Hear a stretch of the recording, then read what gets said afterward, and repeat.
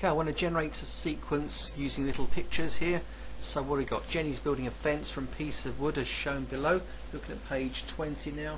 Still dealing with section 2.2 nth terms of sequence. Sorry, 2.1 nth terms of sequence. That's all there is to it really. And 2.1, that's your lot. Then it's into the assess. Anyway, that's Jenny building a fence. Good old Jenny. So diagram number 1. So picture 1, 4 bits of wood. Picture 2, 7 bits of wood. Picture 3, 10 bits of wood. How many pieces of wood will be required in diagram n? In other words, the nth term. Well, it's not very difficult. Diagram 1 is the first term. Diagram 2 is the second term. Diagram 3 is the third term. What do we got here? 4, 7, 10. Very, very easy. Employ the same tricks as before. We're adding 3 to get to 7. We're adding 3 to get to 10. Therefore, straight away, it's a 3n rule. Again, to find the zero term, what number, when you add 3, takes you to 4?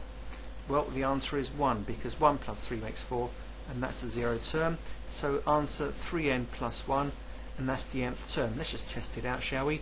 3 times 3 is 9, plus the 1 does in fact make 10. 2 times 3 is 6, plus the 1 makes 7. So I know all these are correct. Use your answer to work out the number of pieces of wood need to make fence number 10, diagram number 10. Very straightforward. Once you've got the nth term, you simply say 3 multiplied by 10. So I want to make fence number 10. Then add 1. Answer 3 tens are 30 plus 1, 31. Lovely, easy, beautiful. Now, these are also quite pleasant. What is the nth term of that sequence right there? Well, I can see the top number goes 1, 2, 3, 4. So the first term is 1. The second term has got 2 in it. The third term's got 3. I reckon it's going to start with an n on it, because 1 is 1, 2 is 2, the third is 3, 4 is 4, n is n. Now, let's look at the bottom little bit here. This bottom bit needs working out as a separate sequence. Then we know what to put underneath the n here. Let's just work to the side and work in black. So I've got 3, 7, 11, 15. Just dealing with the denominators. What we got here? Going up in 4s, going up in 4s, adding 4s. So therefore, that's 4n.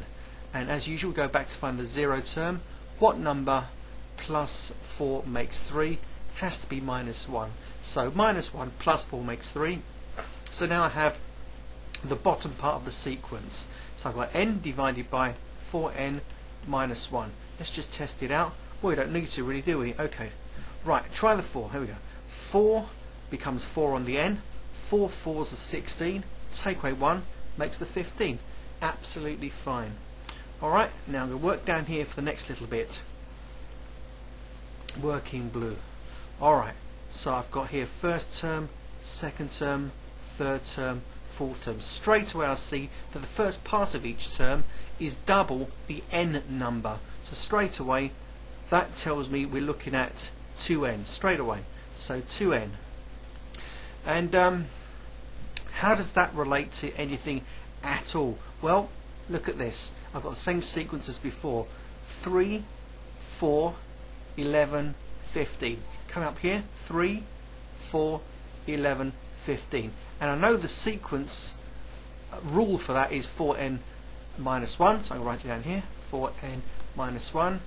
And we have to multiply these two parts. So I've got 2n multiplied by 4n minus 1. If you remember your algebra, you just multiply out the bracket as follows.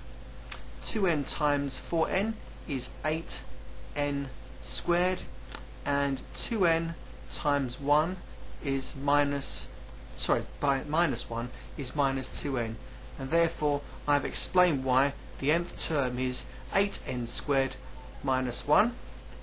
What I've done is multiplied the 2n, and I've shown there where the 2n comes from, and I've multiplied that by the 4n minus 1 part of the sequence, because it says I've got to multiply it. And again, I'm not writing all these words on the screen there just to make it all long and boring. I'm just showing you how I get to the answer.